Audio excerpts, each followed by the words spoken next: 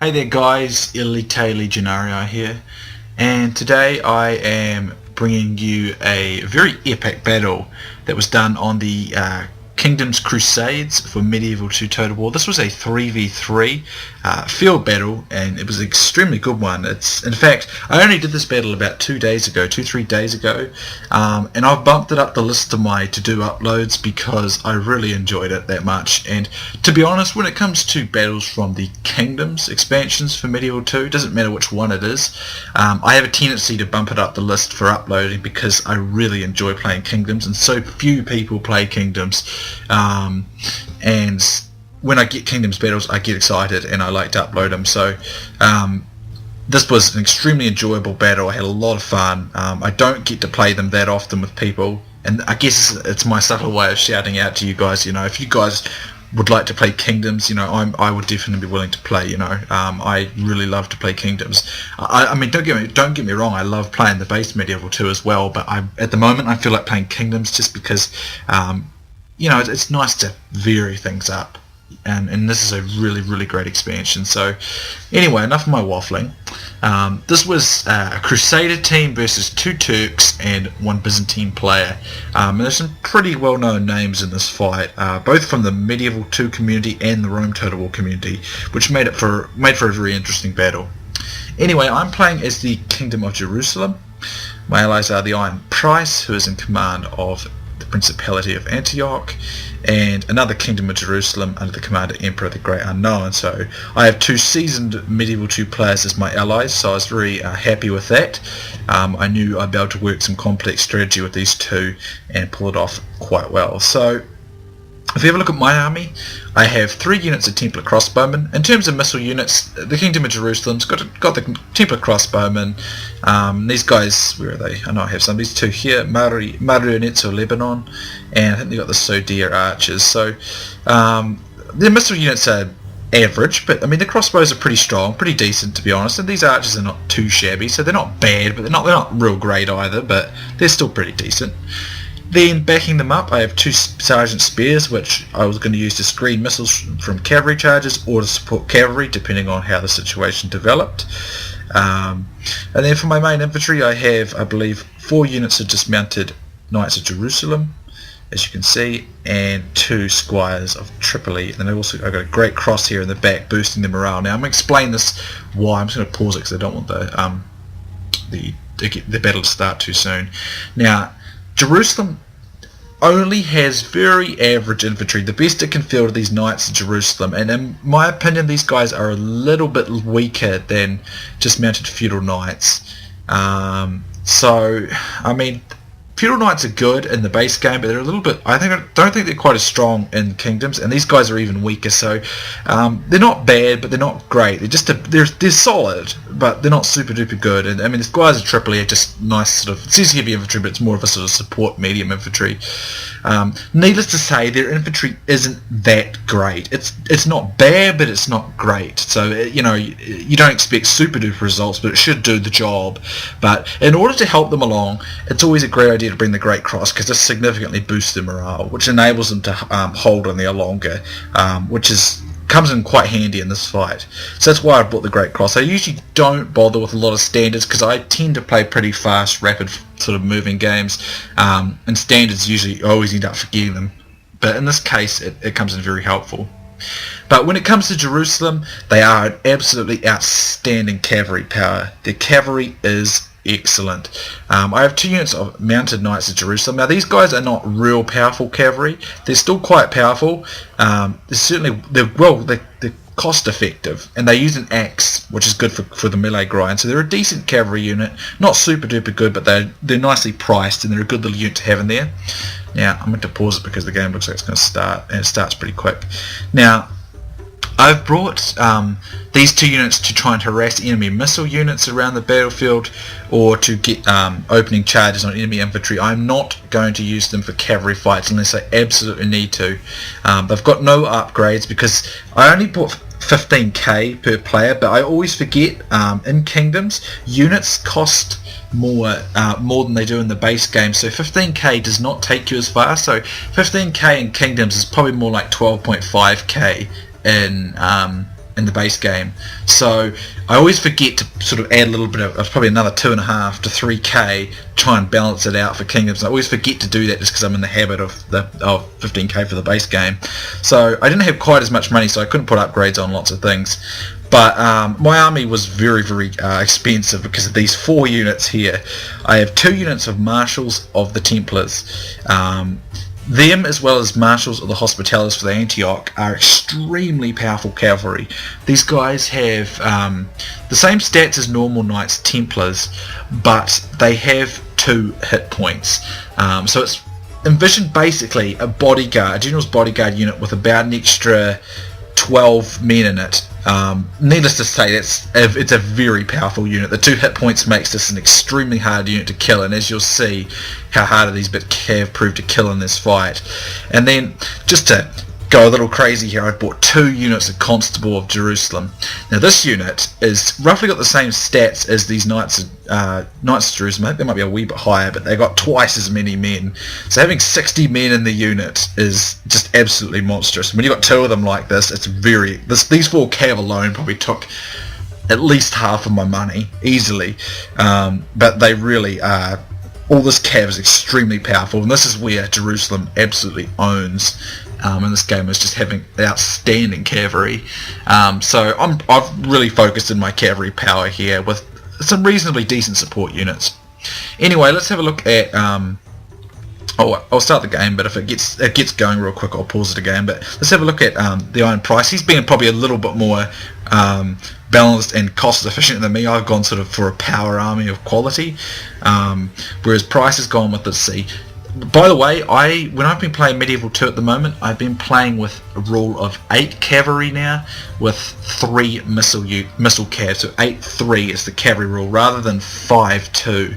I'm rather tired of those. I've been limited to 5 cavalry. I want to play with larger cavalry builds. I think it actually makes the game better because it makes factions like, say, Poland, the Mongols, the Timurids, generally factions that are more cavalry orientated, to be able to fight a little more evenly with some of the other factions that are more fleshed out and more balanced.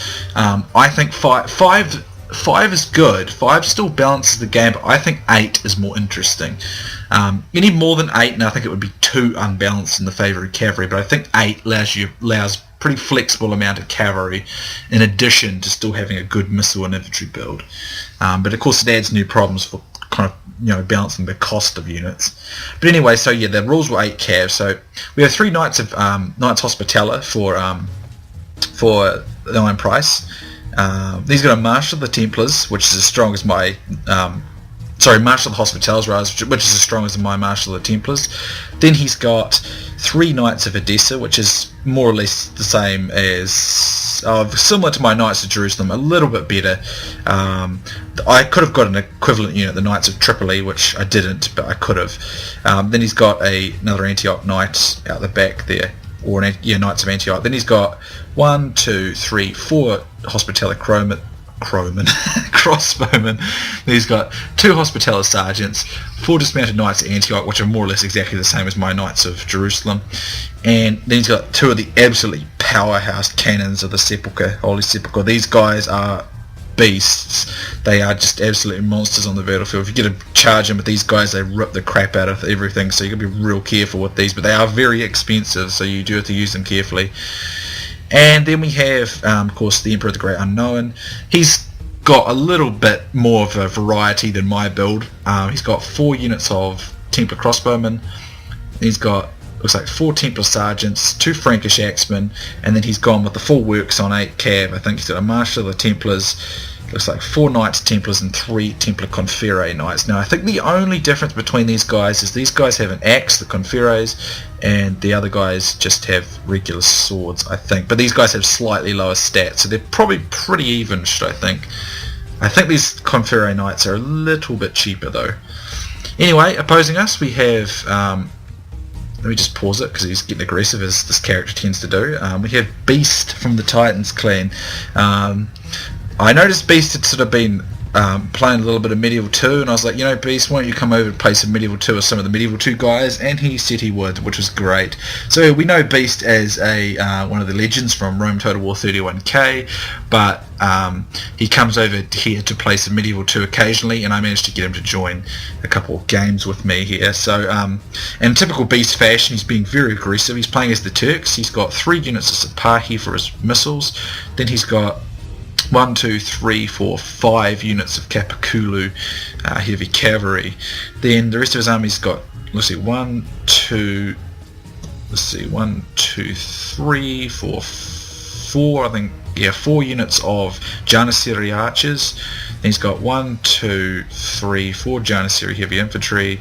He's got 2 Nafatoons, and I think that's his army. Now, it's an interesting thing here. Usually I would go with the Ottoman infantry because they've got higher defense points, although, higher levels of defense stats. But in the Kingdoms games, I think they don't have quite as high defense value as they would in the base game. So the Janissary archers might be a better choice here. I haven't checked to be certain. So anyway, that's Beast's army. Then we have Makisolazer, who is playing as the Turks also.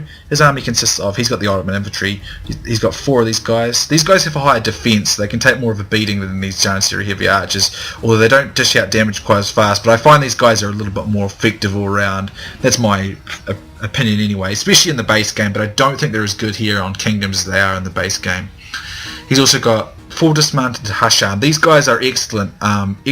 These guys are kind of like the chivalric knights of Turks, basically, in the Kingdoms Crusades. They are very, very good. We've turned out to be kind of fortunate that Beast bought the Janissary heavy infantry, because these guys, in my opinion, are a better unit. Anyway, there's also 2 Nafatoons. Then he's got a bodyguard, 2 Janissary heavy infantry over here, and where is his cavalry? Where is his cavalry? It's Byzantine cavalry. He's got, let's see, looks like he's got 3 units of Sipahi's horse archers, and then he's got 3 Capiculu. So that is Marcus's army, and then we have Brotherhood member Uther's dragons. So we've got a couple of Rome Total War guys here, and 2 very good Rome Total War guys here. Uther is playing as the Byzantine Empire. I've gotten into the habit of calling him Uther the Shiny Red Dragon. I don't know why, but it just kind of makes me laugh every time I say it. So Uther the Shiny Red Dragon has 4 of these M2TW, which is like a beefed up version of the Cataphracts. They are a very good heavy cavalry unit, much better than the Cataphracts in my opinion, or the Cataphractoi. These guys make stronger and more reliable. So it's a good unit he's got there. Then he's got looks like he's got a mixture of Byzantine infantry, Byzantine guard archers, and a Lomanoi, which is like a 2-handed sword unit, and of course the deadly Varangian guard, which in the base game the Varangian guard weren't that great because they got the 2-handed unit glitch, but of course that doesn't really, like, the 2-handed units are much more beefed up here in the expansion, and Varangian guard are extremely dangerous, so he's got some very powerful infantry to boot there. Then for cavalry he's got 3 Vardaritoi, 1 Byzantine Lancer, and then, yeah, I already showed those cav. So that's the builds. I do apologise for the long drawn out intro there, but anyway, the battle will start, and in typical fashion, Beast has made aggressive flanking manoeuvres, which is a very typical move he makes in Rome Total War, and I wasn't surprised to see Beast do something like this. I informed Emperor of the fact that Beast tends to be a very aggressive player.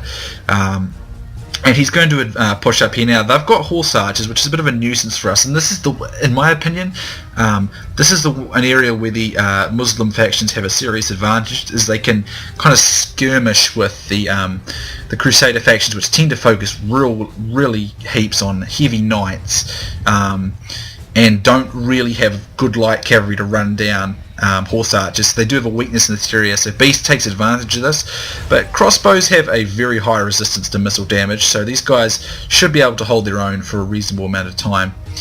I'm sending my 2 Knights of Jerusalem over here just to give him some assistance, because I know Beast's reputation for aggressive cavalry actions, and even though he's a Rome Total War player, I know he's no slouch when it comes to Medieval 2, because I have played with him a few times.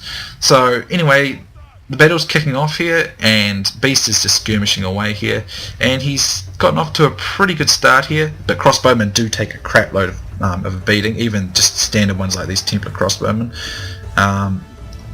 But at this early stage of the battle, Beast has made a slight mistake in that he's focused all his cavalry on his wing here, and he's got these guys over here that are quite, his cav's quite far away. But I think he's realised this at this point, so he's rushing his guys up. But I know I can get my cavalry in here quick and get a quick strike on these Janissary archers or these Janissary heavy infantry.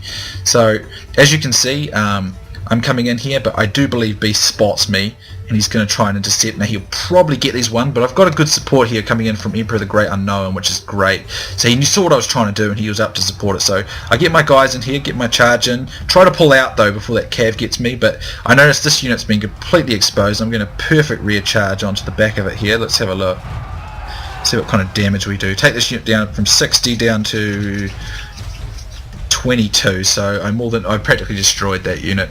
But Beast did rout that cav there, but it should come back. Trying to disengage here. As you can see, the Emperor the Great Unknown is pushing his Knights Templars into battle with these Capiculu. Not sure how Capiculu do in kingdoms. I still think, and Beast mentioned this to me afterwards, he said, Elita, why is the Turk units so expensive? And I said basically because all the Turk faction is just overpriced. It really is. It is one of the most, in my opinion, it's probably the most overpriced faction in the game. Anyway, one of my Knights of Jerusalem regroups, so I see some more of his archers are exposed here, so I'm going to try and slip in and get some more charges. So I'm using my two Knights of Jerusalem as aggressively as I wanted to at the start, and Emperor's making some great support moves to go with. If we go to the other flank here, we see that Brotherhood member Uther has brought his Valeritai up and is skirmishing away with myself and the Iron Price, as is Marquis over here, although he has not gone to Cantabrian Circle, although he's about to now. But he makes the mistake of not spreading his guys out, and even Uther's done it a little bit. You need to spread horse archers out, otherwise they're just going to do this, clumping and intersecting, getting each other's way, which means, as you can see, it makes it more or less ineffective because you're still getting some pretty good hits in. And as I said before, horse archers do very well. Over here I see another opportunity to hit some of Beast's exposed archers here, so I'm just going to keep cycling my charges here, but they are getting under a lot of missile fire. But needless to say, Beast is losing a lot of missiles here, and these Janissary archers are very expensive. And as I said, these two were not my killer cav from the start. These were just for getting rid of missile units and supporting or picking off infantry units that were exposed. And as you can see, I'm going in for another crack here, so I'm harassing his missile units as much as I can. But I'm probably going to lose these guys here because the charge was kind of crappy there and didn't really work, and they do rout. But needless to say, it's good because every time that happens, forces Beast to run back, and he's still under shots from these Templar crossbowmen. And archers tend to always lose to crossbowmen, so it's good. So we're taking that advantage to the extreme. Over here, the Emperor of the Great Unknown has caught Beast Sipahi, one of them, and we're off to a pretty good start here. As you can see, a lot of horse archers have been killed on this side, at least, especially over here where Marcus was, and he recognises us and pulls away. But we're just firing away here. We were consciously aware not to waste too much ammo doing this, but we still managed to get quite a few kills, and this does diminish their cavalry quite a bit, and we're getting them to expend ammo as well. Here's a nice move by Emperor the Great Unknown. He's going to catch these Janissary heavy infantry and take them out, which is nice. And at this stage, we're off to a pretty good start with 13% of them killed, 8 of us killed. So at this rate, we've got good missile selection here, and we should get some. We should take the advantage. Here we see Marcus trying to make some moves on these cav missile units rather, and it's a good move on his part. But but I do believe he probably got a bit lucky here, because if we look, the Iron Price has not reacted yet. And there really was enough time for him to react. So he charges in here, although he's reacting with his spearmen, so that worked out alright. But he's going to get these crossbowmen over here, but I have one of my constables of Jerusalem here, and I'm going to get a charge straight into them, which should do a lot of damage to those Capiculu, because I got, as I said, it's a 60-man unit. It's a devastating amount of men. What I'm doing over here is I'm preparing my two regular archers, my Maronites of Lebanon rather, and I'm protecting them with one of my constables, and I'm going to use it as a flanking force for fire arrows to lower their morale. Over here we can see a large cavalry engagement is taking place. It looks like Beast is charged through here, but he's been intercepted by spears and some Knights Templar. And over here it looks like he's getting some good charges in over here. And we can see that the Iron Price is looking to make aggressive moves over here. But I know that we messaged him here. I'm not sure what Price was doing here, but he left his cavalry sitting around in the centre here quite a while. So I noticed it and I thought, you know, I need to make sure that Beast doesn't get a breakthrough over here. So I'm going to send one of my constables down here. I know with 50 men they're still in the unit, it's a really strong unit to do a lot of damage. And as you can see, I'm going to shift my guys around the flank here, like I said, and I'm still getting my shots in on these guys over here, as you can see. They're still skirmishing here, but Beast is looking to win this cavalry fight over here at the moment, so need to get our numbers in.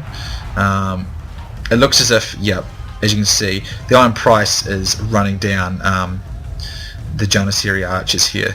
And I think this is some mistakes being made from Marcus and Uther here. I think they're letting Beast face too much of our cavalry together. You know, the three of us we've all got working cavalry in this area, and Beast is trying to work it on his own, and he can't stop all of it. You know, he can only hold so much, and these guys are not working quick enough to support him. In fact, I was really tempted to make cavalry strikes through here because I noticed Uther's cav was quite far back, and I'm going to start doing that soon. So I'm still skirmishing away at him here, and these horse archers are just all getting in each other's way. They're all clumped up here, and myself and Iron, me and Iron are doing a pretty, you know, of a number on them.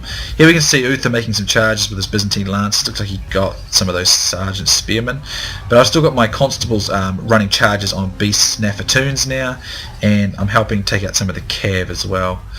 I still haven't got my flanking force up enough yet, but yeah, these horse archers are not being put to best use. They should be I reckon they should be around the back shooting at our cavalry and then allowing these missiles units to tie our guys down. That would be better. Anyway, we can see that Uther has sent his cav over here, but probably a little bit too late because most of Beast's army is now destroyed. We do see Marcus make a strike here and get some of these crossbowmen, a nice little move there. And I am now moving my two marshals of the Templars over this way, and here we can see an opportunity being taken by the Iron Price. He is going to charge straight at the middle because all their cavalry is now over here being held up by my constable and the remainder of Emperor's forces. And I'm going to use my other constable to support his flank, and we see he gets a nice charge straight through. He's going to get into these guys here, and this should kill most of those missile units from the Byzantines on the front there. I recognise though, I was going to make a charge to support him, but I recognise that all his cavalry is already hit in my way, so if I charge I'll just hit his own cavalry and get no effect. So instead I go for, well, there's Beast's general getting taken out. I see that these guys are exposed instead, and I just go for them. Although I didn't get a very good charge there for some reason. I think it's because I turned my targets round, so I won't be staying in that with my guys here. I pull back, but I get a charge into the back of these guys over here, which does a bunch of damage to these guard archers, and I'm getting lots of shots into the flank with my guys here as well. And then I notice Uther's cavs coming back, so I need to get out of there. As you can see, I get caught like several times here with the constable, and I still went. The marshal, and they just still own that fight.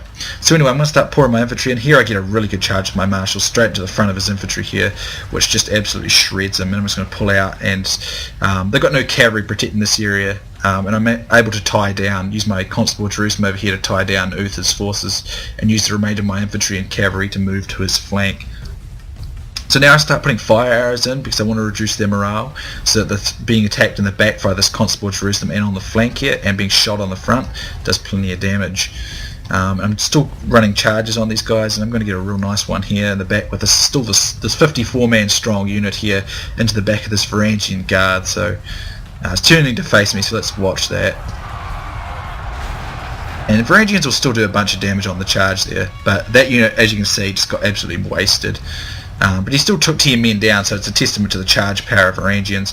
But now I've shifted in on his flank. I do have to be careful though, because I think Marcus has got his Nafatoons firing at me. But I've got my cross, not quite close enough yet, but I do sometimes forget my cross, but I don't in this fight, which is good.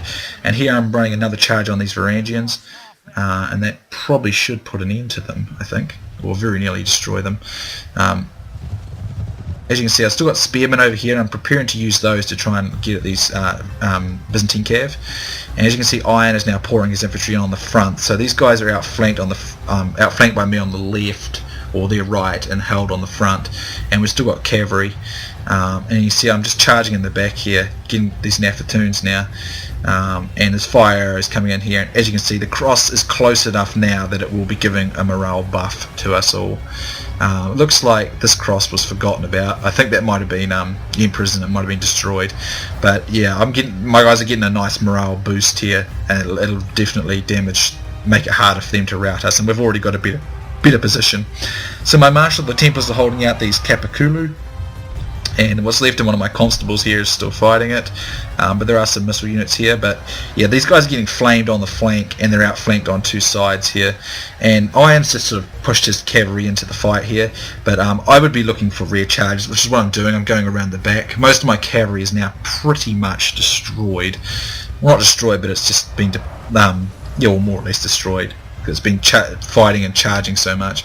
So now I'm going to shift my crossbowmen to the flank to get rear shots as well. And as you can see, Iron's making some nice rear charges here with his Knights of Edessa. And he's still got his cav there. Looks like my general died on the charge then, which was a bit of an unfortunate loss. I'm not sure why Iron kept his cavalry in the melee fight here. Maybe he just sort of mismicroed them. I don't think Iron's been playing a lot of Medieval 2 for a while, so he might be a wee bit out of practice. But I was wondering why he kept his cavalry in there, because Iron is one of the best players I've seen play Medieval 2. But anyway, the fire arrows are coming in, and now outflanking them. As you can see, I've won my fights on this section, and now I'm going to pour into the flank here. And as you can see, there goes one of my Marshals of the Templars getting a rear charge there, straight into the back of his forces there. And we can see several of the units are routing. We can see that these guys get charged from Marcus here. Marcus charges, but the spearman in the area, although he does hit their back, so it's good for him, but it's a little too late for now. Crossbowmen are firing on the flanks, and as you can see, I'm running repeated rear charges with my cav here, as is Iron, and with my infantry now pouring on the back, Uther's army is completely surrounded.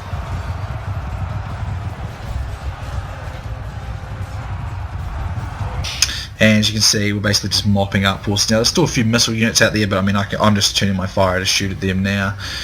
Still got all my archers really. Got Uther's general was just taken out then, and at this stage it's pretty much a win. There's a couple of beast units are surviving out here, but I think Emperor's doing what he can to mop that up. But his army's pretty much been nullified. I think him and Beast more or less nullified each other, I think. And as you can see, but myself and Iron are mopping up what is left of their forces. It's always lovely to win under a moonlit starry night.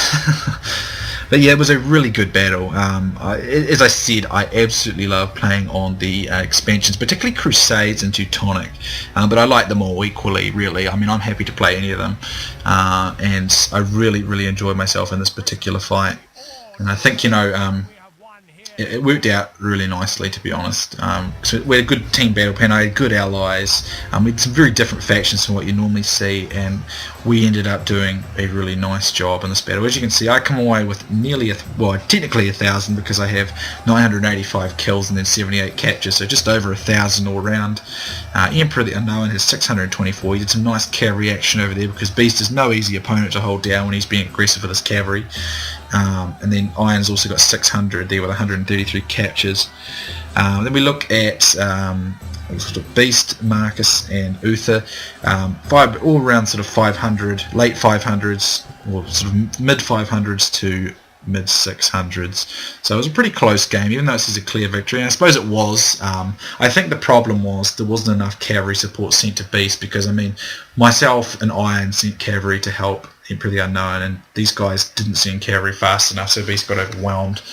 And that's how we won there. So looking at my cavalry, look at them, again, as I said, a testament to their power. 115 kills, 133 captures, 133 kills here, 45 captures as well. And I mean they were getting charged quite a lot themselves. They are an incredibly powerful unit, the Marshal of the Templars. I mean, same goes to the Marshal of the Hospitallers. Both are incredibly powerful. And then one of my constables here, 107 kills. The other one was 76. And the two Knights of Jerusalem, 38 and 27. They didn't get heaps of kills, but they did get quite a lot of Beasts missile units and caused disruption among his lines, which worked out quite nicely. The dismounted Knights of Jerusalem, as you can see, they sort of broke pretty even with the Byzantine infantry, which is actually very good for them because Byzantine infantry is definitely superior to the dismounted Knights of Jerusalem. But of course the Great Cross would have definitely helped them hold their own. That's what I was talking about at the start. Their infantry's not super duper good. Even the Squires held out. They did pretty well as well, but they're not super good infantry. They're not bad, but they're not good. Like they're okay though. They're definitely and they're pretty much what you call essentially average, and they're effective with what they do. But it's a great idea to always bring the cross when you play as Jerusalem because it will definitely give them a boost, which will allow them to hold. The crossbowmen did well, 70, 65, 66, and even these Maronites of Lebanon, 45 and 33. The spearmen did their job. They held out. Protecting the spears, protecting the missile units, but they didn't really do much. We actually have a look at Emperor of the Unknown's forces as well because he plays Jerusalem as well. If we look at him, as you can see, his Marshal of the Templars as well, over 100 kills there. As I said, it's an incredibly powerful unit.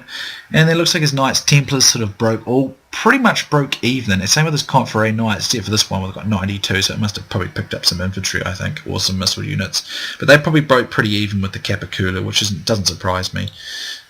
Looks like his spears didn't do too bad. His crossbowmen, like mine, got a pretty fair number of kills. Frankish axemen, not too shabby. I don't know how effective his Great Cross was. It looked like it might have got caught out there, but I might be wrong. But needless to say, it was a really good game. I thoroughly enjoyed it. Now, who's got channels here? I know Beast got a channel, and even though Beast was ending his channel, I do believe he started up again, so I will link his channel in the description, providing I remember, of course. I sometimes forget, but I will attempt to remember if I do, so check that out in the description, and you can drop by his channel. It's mostly all Rome Total War, but I'm sure some of you might like to see that, so I'm sure he'd appreciate it. So good game to everyone. Hope you all enjoyed it. Big thanks for watching, and please leave comments, guys. Tell me what you think, and if you are interested in playing Kingdoms, and you have me on Steam, or you want to leave a comment here in this comment section, go ahead, guys. I absolutely love playing Kingdoms. I want to play it more. It's just I've got to get people interested in it. So if you want to play Kingdoms, don't hesitate to ask me. I'm always interested to play it. So thanks for watching, guys. Hope you enjoyed it, and I'll see you soon next time.